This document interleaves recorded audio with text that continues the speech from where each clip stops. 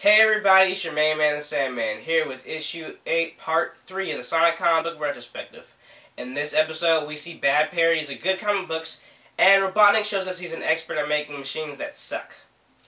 Considering the fact there aren't any human females around him, this doesn't come as much of a surprise. This is the Sonic Comic Book Retrospective.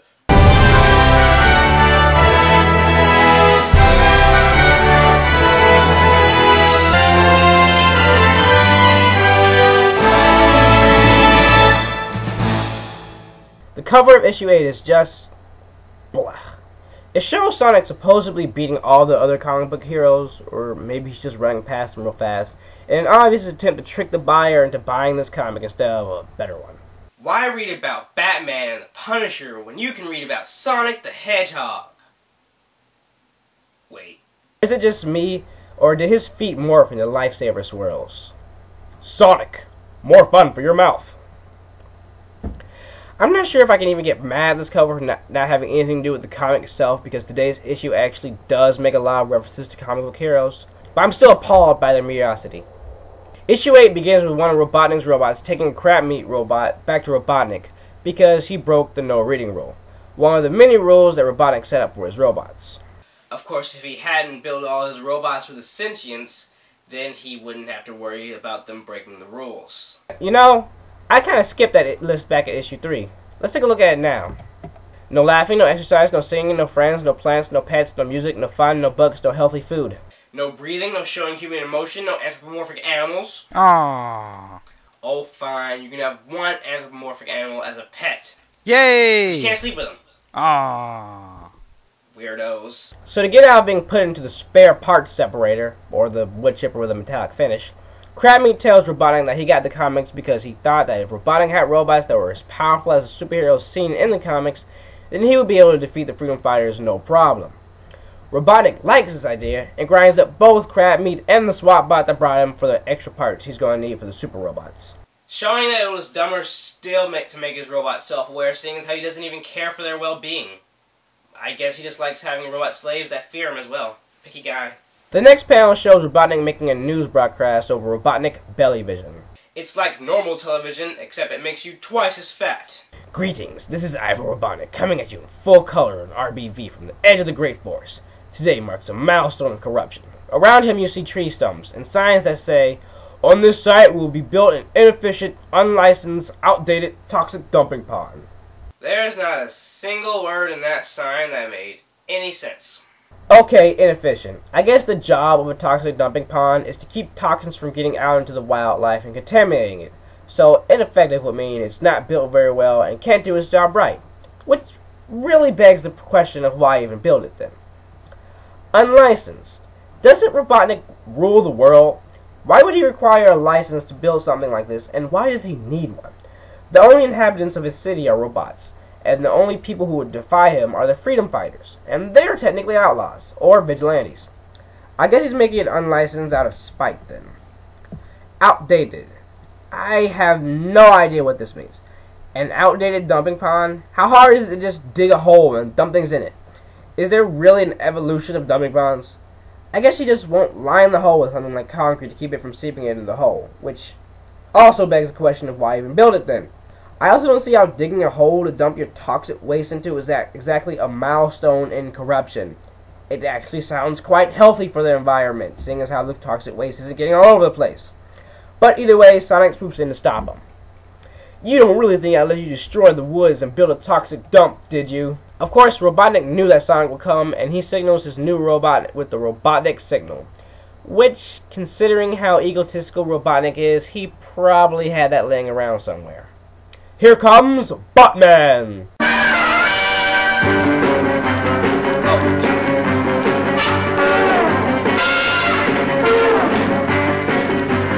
This is what I meant when I said today's cover was kind of relevant to the issue. You never worded it that way. Shut up! So the rest of the comic pretty much plays out how you'd expect. God, this is a predictable comic.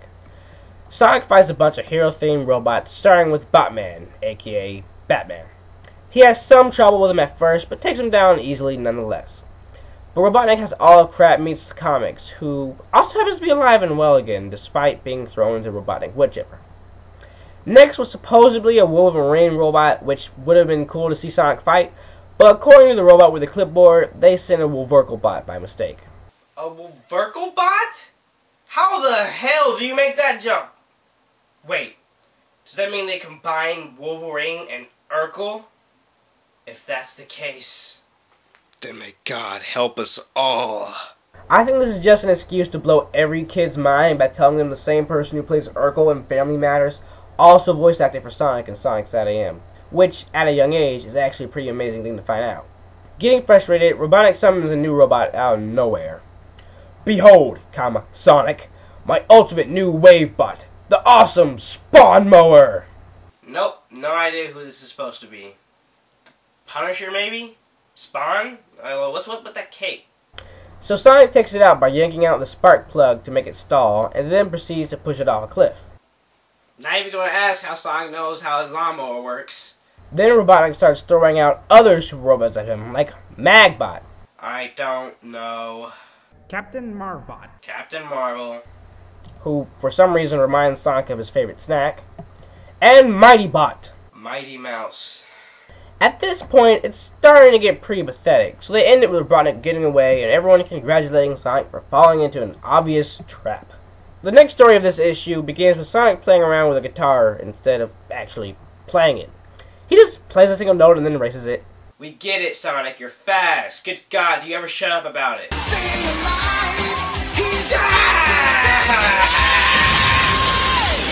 It's actually been a while since anyone in Naho Village heard the instrument because Robotnik banned music. Yeah, that's ridiculous. If Robotnik banned music, that means he would ban his own theme song.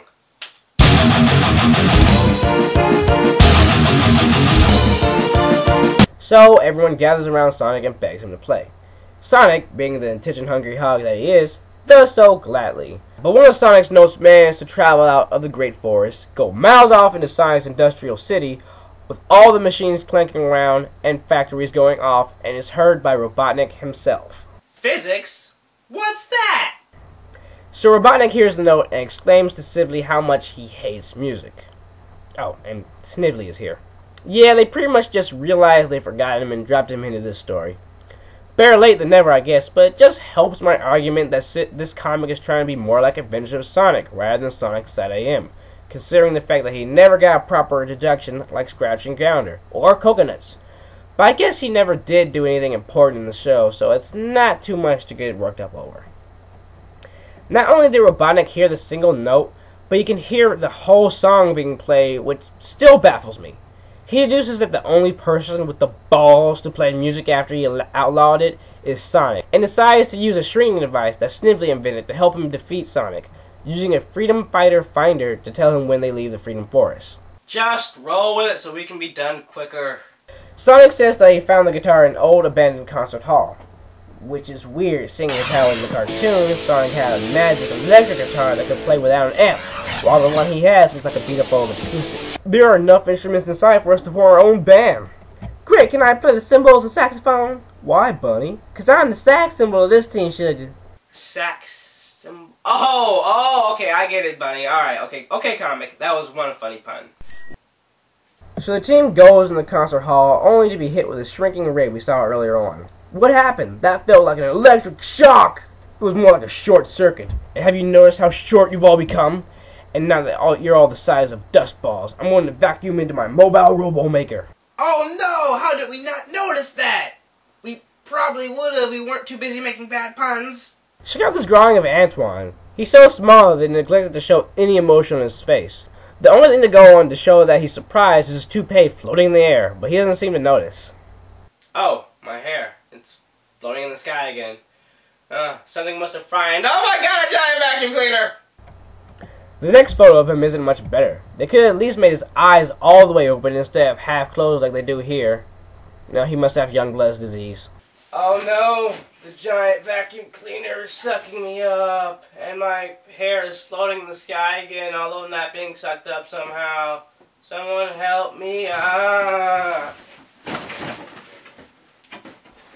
In the next part, we see that somehow Robotnik decided to skip over the rest of the Freedom Fighters, although I don't see why he couldn't sweep them all at once, to go after Sonic. Sonic, while running away, finds a cardboard box and decides to take out the time to cut it open and see what's inside.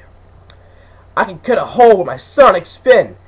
Ugh, this cardboard is like wood. Why is wood emphasized? I mean, normally there would be nothing wrong with this sentence, but the fact that wood is in bold makes it sound dirty.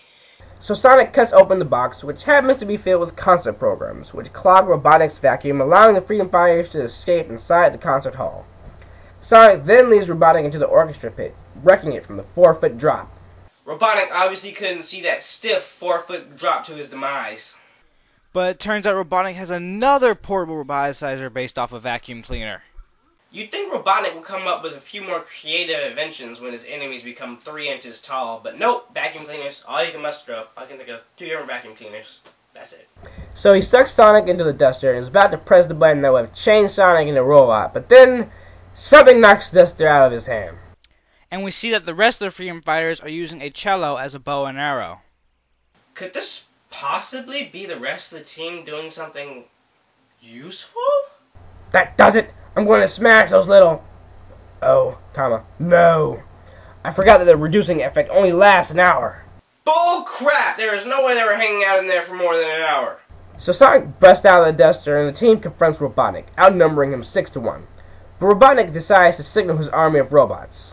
Why did he go alone in the first place? So the team decides to play music to drive him away. Why don't they just beat him up and make him call off the army?